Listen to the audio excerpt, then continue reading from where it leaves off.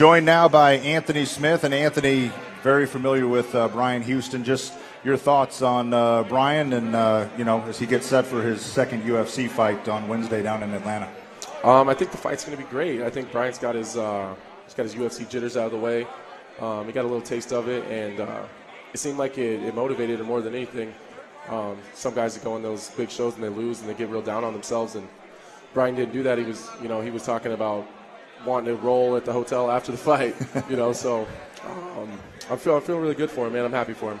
One of the things that do you think it was almost good in a way? I mean, not that he necessarily lost, but do you think it, like you said, maybe fueled him a little bit more? And have you seen a difference, a change in him in terms of his preparations for this fight?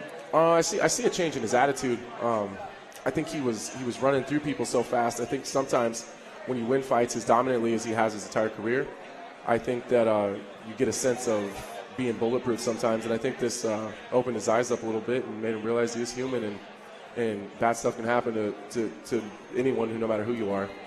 So I think it's motivated him. You've been fortunate. A lot of your fights have been in front of the hometown fans. Even the Nebraska City folk have been able to come up, and you fought down there. But what do you think how do you think Brian will handle fighting in his hometown? I mean, is there a point where you can be too excited, too amped up for a fight? Do you think that'll affect him at all, fighting in front of his true hometown fans in Atlanta? I don't think it's going to affect him anyway negatively. I think it'll motivate him. Obviously, if you get into a tough position, people screaming in the crowd will always help you out. But once you're in the UFC and you're at that level, you don't really have a whole lot of time or space in your brain to even be occupied by too many distractions. So once you get into the fight, you have so much stuff to worry about. Sometimes the crowd isn't even a factor.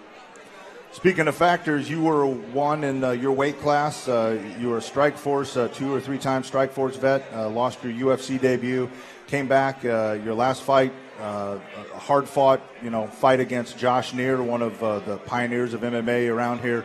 You broke your hand in that fight. Kind of where are things at right now for Anthony Smith?